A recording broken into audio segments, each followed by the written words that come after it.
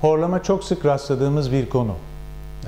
Ne yazık ki üzerinde çok aşırı derecede reklam da yapılmış bir konu. Ama horlama aslında bir hastalığa işaret ediyor.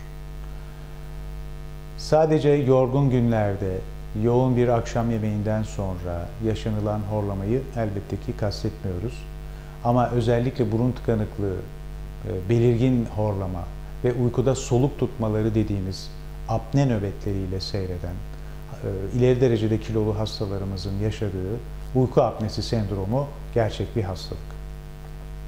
Ve önemli bir hastalık. Bununla birlikte günümüzde tedavi seçeneklerinin bulunduğu bir hastalık. Biz kliniğimizde ileri derecede uyku apnesi ve horlama belirtileriyle başvuran hastalara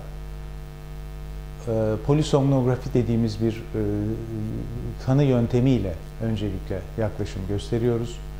Bu testin sonuçlarına bağlı olarak o hastalarımızı ya SPAP dediğimiz daimi yüksek basınçlı oksijen veren maske tedavisine alıyoruz. Eğer apne indeksi dediğimiz uykuda soluk tutmaları belirli bir oranın altında ise küçük cerrahi tekniklere ancak o zaman karar veriyoruz. Bir özet yapmak gerekirse özellikle apne atakları şiddetli olan hastalarda genel konuşmak gerekirse bir takım genel ileri ameliyatların çok büyük bir yararı yok.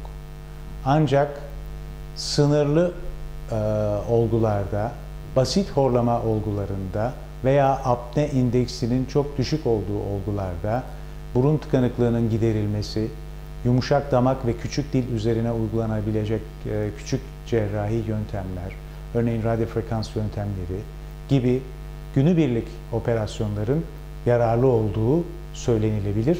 Bizim klinik uygulamalarımızda da yaklaşımımız bu şekildedir. Klinik olarak bize başvurmuş hastaları öncelikle endoskopik muayenelerini yapıyoruz. Bu muayene sırasında hastanın burun içini görüyoruz. Burun tıkanıklığı yaratan sebeplerin varlığını araştırıyoruz. Daha sonra yumuşak damak, küçük dil, yutak bölgesini endoskopla inceliyoruz. Bu rahat bir muayene yöntemidir ve bize horlamanın tipi, şiddeti ve tedavi şeklini belirlemekte çok yardımcı olur.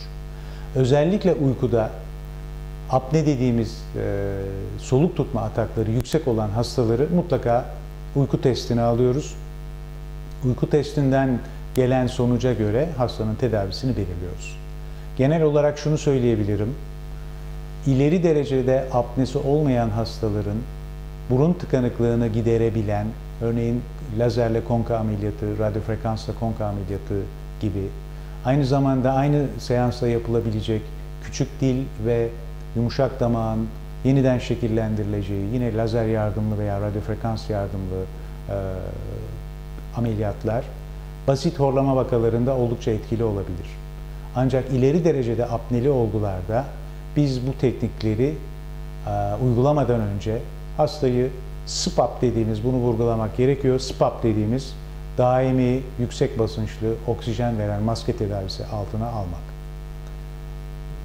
Klinik olarak bizim yaklaşımımız ileri derecede apnesi olan horlamalı hastaları hiç ameliyat etmemek ve doğrudan bu konuyla ilgili merkezlere yönlendirmek.